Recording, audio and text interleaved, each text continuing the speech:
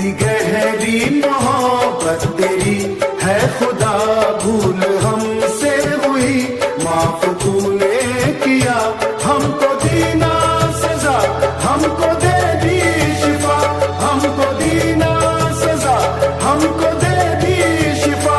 पाप हमने किया, प्यार तूने किया, पाप हमने किया, प्यार तूने किया।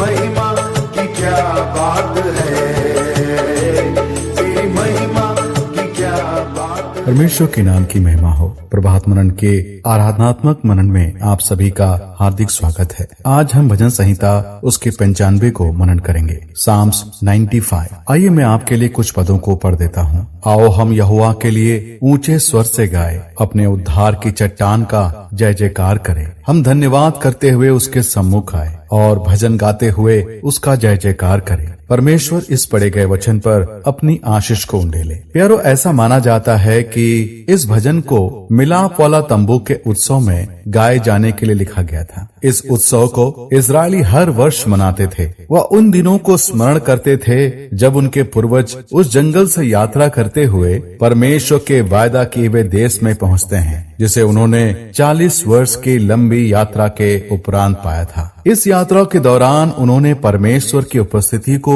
अपने मध्य में देखा था और परमेश्वर की महानता और अद्भुत कार्यों को देखकर अचंभित हो गए थे। इस भजन में भजनकार उस यात्रा के अनुभव को मन में रखते हुए उन घटनाओं का उल्लेख करते हुए उसकी आराधना करता है और उसके नाम की प्रशंसा करता है। भजनकार परमेश्वर के लोगों को परमेश्वर की आराधना के संबंधित 3 कार्यों को करने के लिए आह्वान करता है। पहला, पद 1 से 5 तक, आओ हम अपने प्रभु की आराधना करें, come let us worship our God. दूसरा, पद 6 और 7 के पहले भाग तक, आओ हम अपने प्रभु के सामने घुटने टेकें, कम लेट अस बाउ बिफोर हिम। तीसरा, पद 7 के दूसरे भाग से लेकर 11 पद तक, आओ हम अपने प्रभु की आवाज को सुने, come let us listen to his voice. प्यारो, आइए इन तीनों बातों को हम एक एक कर मनन करेंगे। पहली बात, 1 से 5 तक, जैसा कि मैंने कहा था, आओ हम अपने प्रभु की आराधना करें। मैं आपके लिए इन पदों को पढ़ देता हूँ। आओ हम यहोवा के लिए ऊंचे स्वर से गाए, अपने उद्धार की चट्टान का जय जयकार करें। हम धन्यवाद करते हुए उसके सम्मुख आए और भजन गाते हुए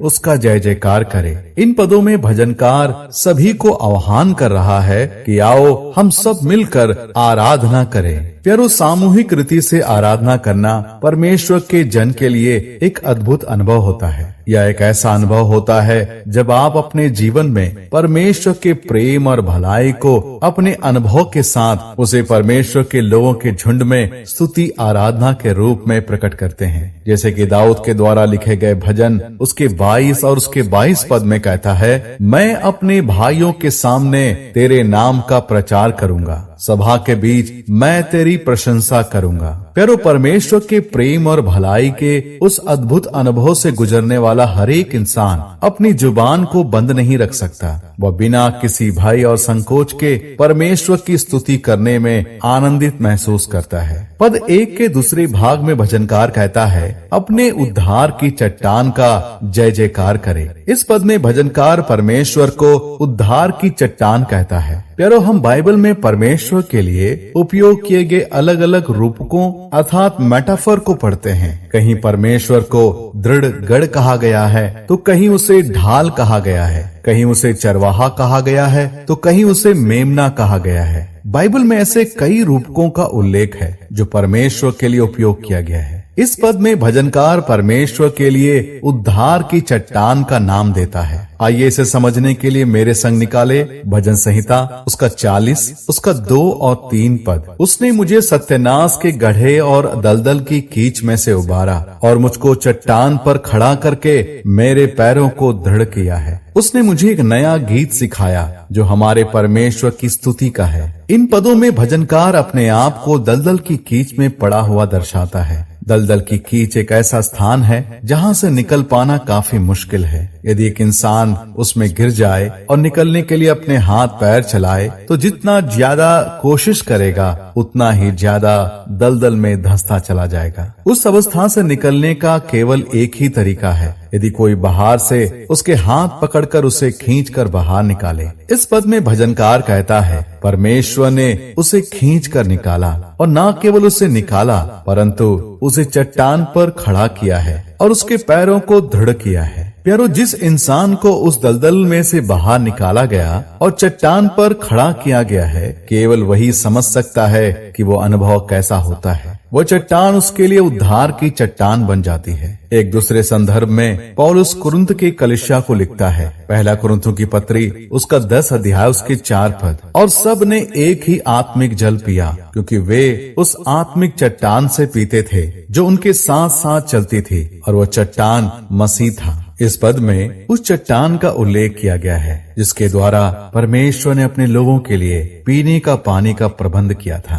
प्यारो, मिस्र देश से इतनी बड़ी संख्या में परमेश्वर के लोगों का निकलना और एक लंबी यात्रा के लिए रवाना होना एक बहुत बड़ी बात थी। इस यात्रा के दौरान उनके लिए बड़े बड़े चुनौतियों का सामना करना था और उनमें से एक था पीने का पानी की व्यवस्था, और वो भी करीब 20 लाख लोगों के लिए। हम इससे अंदाजा लगा सकते हैं कि ये कितनी बड़ी चुनौती थी। पीने का पानी इंसान के लिए एक ऐसी बड़ी आवश्यकता है जिसके बिना इंसान का जीना असंभव है। किसी ने कहा है, तीसरा विश्व युद्ध पानी के लिए होने वाला है, परंतु परमेश्वर ने अपने लोगों के लिए चट्टान से पानी बहाया जिसे वे पीकर तृप्त हुए। प्यारो, ये घटना इजरायलियों के लिए परमेश्वर के सामर्थ्य का एक बहुत बड़ा प्रदर्शन था और साथ ही साथ भविष्य में घटने वाली उस उद्धार के कार्य का एक सूचक भी था। प्रेरित पौलुस कहता है, वो चट्टान मसीह था जो उनके साथ साथ चलता था, अर्थात उन्हें इन 40 वर्षों के दौरान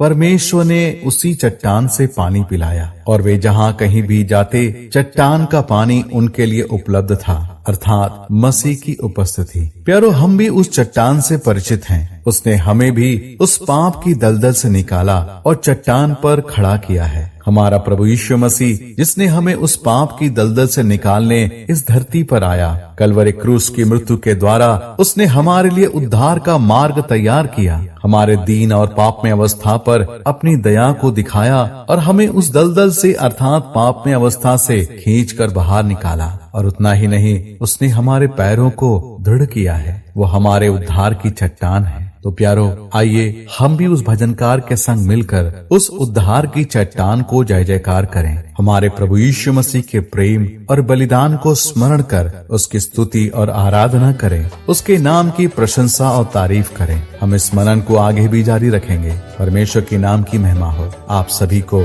जय मसीह। बन के मसीहा दी कुर्बानी, मौत की लेकिन एक न मानी, मौत की गर्दन तोड़ के रख दी, हमको दिला दी जिंदगी अब दी, हमको दिला दी जिंदगी अब दी। हम गुनहगार थे फिर भी हमको चुना, हम गुनहगार थे फिर भी हमको चुना, पाप हमने किया प्यार तूने किया, पाप हमने किया प्यार तूने किया, महिमा की क्या बात है।